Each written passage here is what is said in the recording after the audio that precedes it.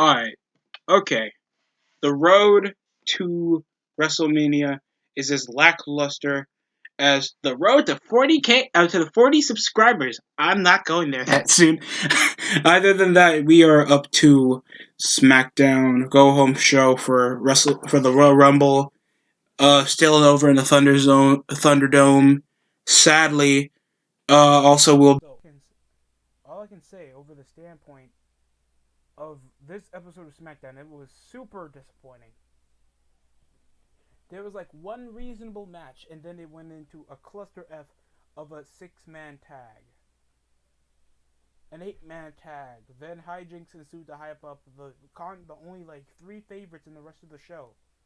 I don't care that Nakamura is gonna win it. I don't care that AJ Styles is gonna win it. I don't care that Daniel Bryan is supposedly the overpush favorite because that's the only thing he hasn't accomplished to win. The only one resembling like a person that needs to win the Rumble is Edge. For a belt he never won, he brung up over the trial and tribulation. The guy hasn't competed in the ring in 11 years.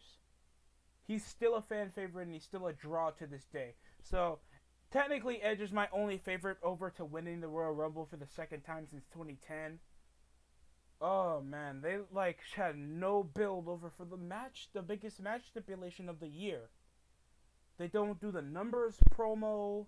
They don't do anybody's other reasons for winning the Rumble. Uh, it was a bit of a disappointment, man. We opened up with Daniel Bryan even going like, I'm gonna win the Royal Rumble. He was stumbling over like 3 sentences that had to symbolize that he's going to win the Rumble. Disappointing promo. Slowly, like, we get explained for why AJ Styles on SmackDown to begin with later on when it was, no, never mind. Omos was explaining it for us. He would say it would be the quarterly interbrand, the quarterly interbrand invitational, or another random loophole to bring hype over to a pay-per-view for storylines that are lackluster. If that's the standpoint of yet again having another year of stupid loopholes to continue to consist storylines so we can see different wrestling matches, then get rid of the brand split. You don't have to do a copy and paste. Just get rid of the brand split. It's not building up anywhere. It's not fresh to see other guys wrestle each other because you guys already treat the brand split as just the guy's gonna wrestle there, the guy's gonna wrestle there, but we'll make loopholes to make sure these guys show up on SmackDown or Raw anyway. It's not special. Oh, goodness. I wish I had more positives to say over the night. I didn't mind that Sasha Banks was trying to sexually harass Carmella Sommelier. I didn't care that Roman Reigns literally made Kevin Owens his bitch. Like, seriously, over most of the promo, Kevin Owens is just that inconceivably, like, he's not a babyface. It just felt short-sighted because we, of course, know Kevin Owens is trying his best to feel like, oh, it's emotional. He's fighting for, I guess, his family because he got disrespected, even though he's been treated like a complete minor opponent for, like, the last 2 months. It is not like they've been having bad matches. Far from it. They've been having the most fun matches I've seen over Kevin Owens' run of feuding with Roman Reigns, but he just can't compel for a consistent monthly feud. There's not that much personal angst that he had with Jey Uso back in the fall to holiday season, where it was for the family. It was for the top guy in the company. Roman Reigns was being more heel. He's doing stuff out of character. Now it's just Roman Reigns being like, you're a fool and you're fat. Stop holding that big mouth, Kevin. I'm talking to you. You only eat when the tribal chief tells you to eat because you're not in the head of the table, aren't you, Kevin?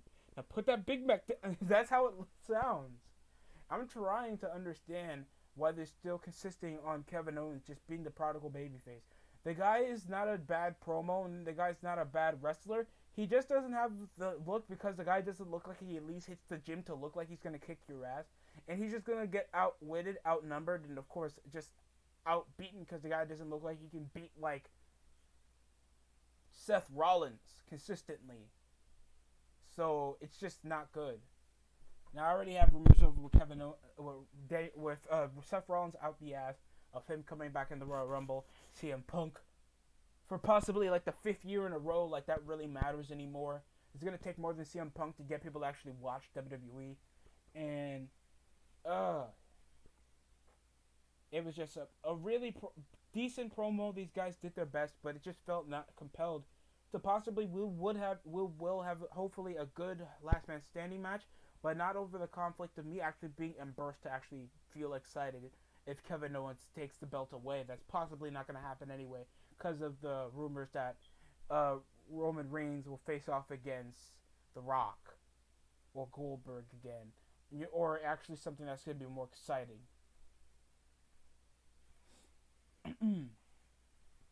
It was also teasered over the opening contest that Styles will face off against Daniel Bryan. Bianca Belair faced off against Bayley with a recap over the obstacle course challenge from the previous week on SmackDown.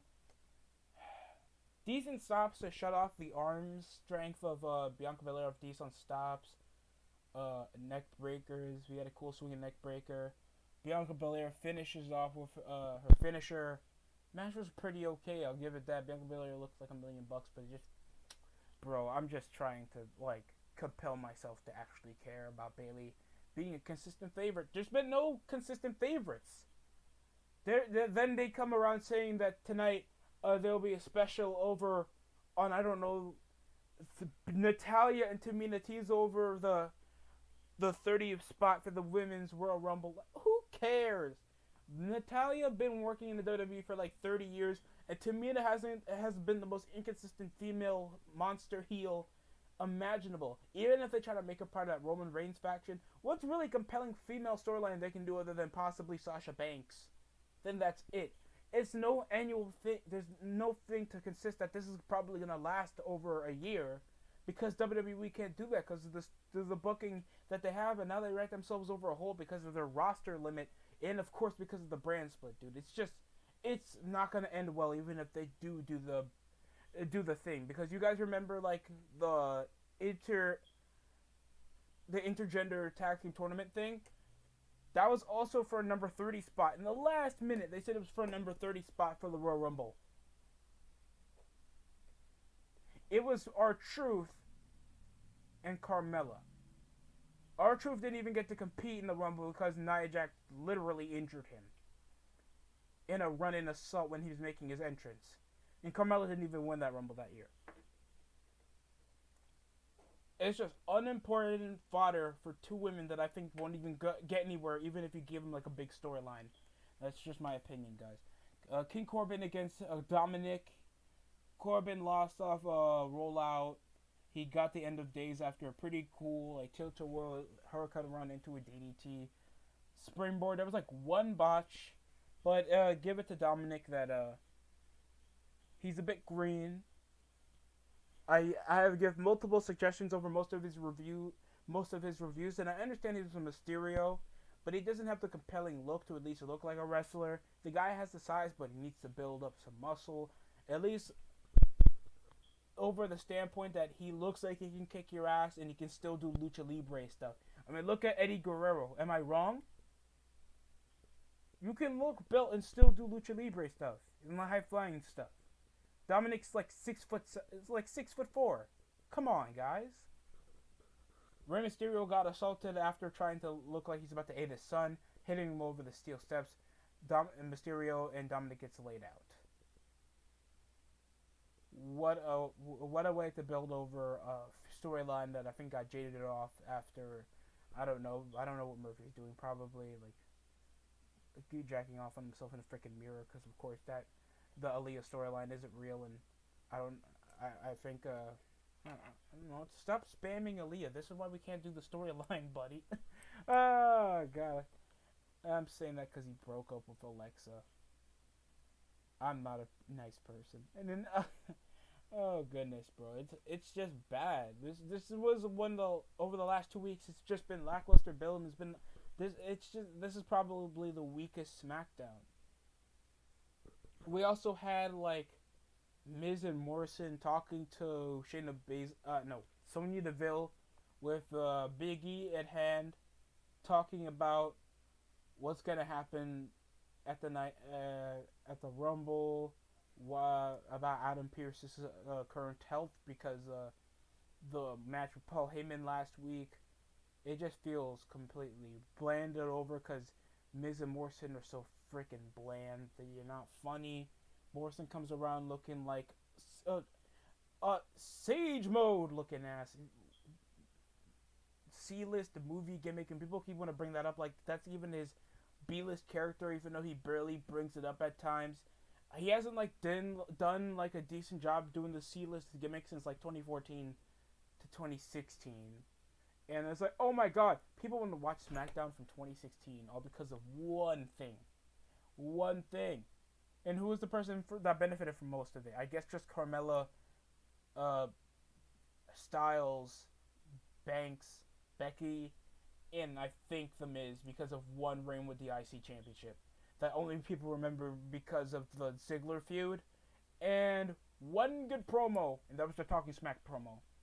Sorry guys, I don't have that many fond memories as you do. Maybe because I had to watch like both Raw and SmackDown for like a full year. So that's just my personal opinion. I'm glad if you guys enjoyed 2016. That's none of my business. Next up, we have Daniel Bryan versus AJ Styles. But instead of that, we had a kerfuffle of impromptus. We had a six-man tag. Big E was coming in. Sami Zayn was intervening over most of the talk. And the match was going good with Daniel Bryan and AJ Styles. Then they fluffed up with Big E and Sami Zayn fighting outside.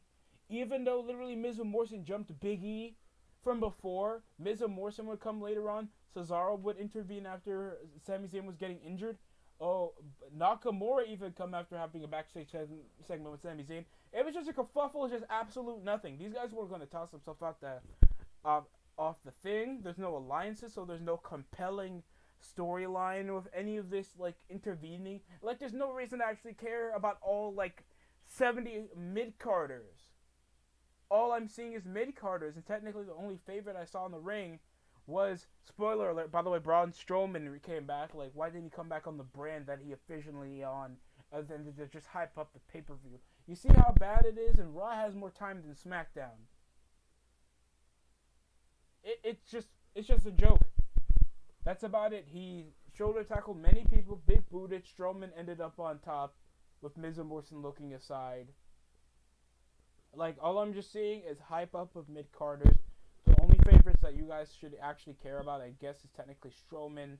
That was technically my pick. I was on a podcast, so shout out to Swerve. Oh my god. Dude, I guess Daniel Bryan, because he spent the last 10 weeks of telling us that he's never won the Royal Rumble in his career.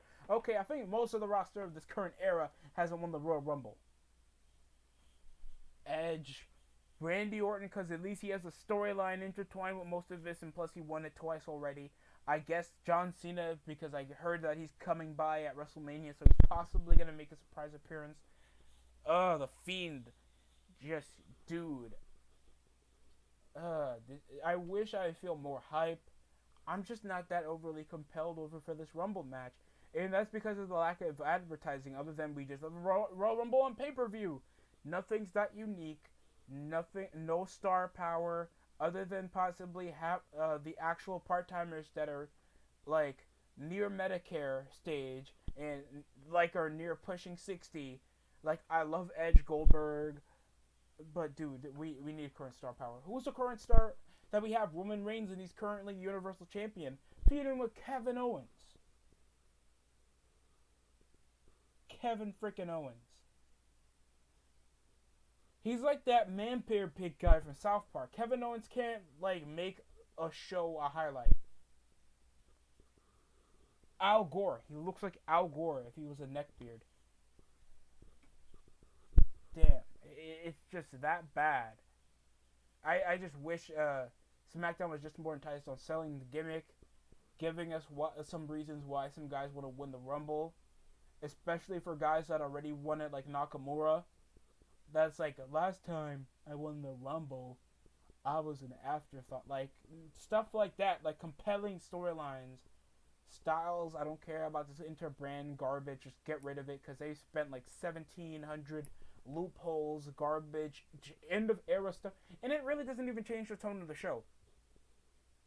People have been asking for this type of stuff since like Bray was on fire. Nothing about the tone shifts. Like, God, I don't. If Miz or Morrison wins the Rumble, I'm possibly gonna gag myself. This show was just lackluster, zero build, and it just felt like I'm just going to like just wait until the male Rumble, because the female Rumble has nothing shift out for themselves, and the male Rumble is just gonna be like a who's like what mid Carter we're gonna forcibly have upon our foot to see what kind of weirdo smarks are gonna be like. Oh, but Cesaro might win the Royal Rumble. People have been thinking about that since 2015, dude. Cesaro can carry a company. I wouldn't care if Roman Reigns, like after he beats Kevin, he gets a number one. But I might be wrong. I liked TLC. I liked Hell in a Cell last year, so there's hopeful ties that, you know, WWE might exceed my expectations. So I should be expecting a bit more from Royal Rumble this year. Sadly, I don't think I will be streaming it, but I will bring my takes hopefully just exactly after we're done with the pay-per-view, or at least under 24 hours. But that's all I can ensure over that time. If you guys like this review, like, comment, subscribe, get me closer to 40, then 50, then over to 100. Other than that, that's all I gotta say. You guys have a great weekend.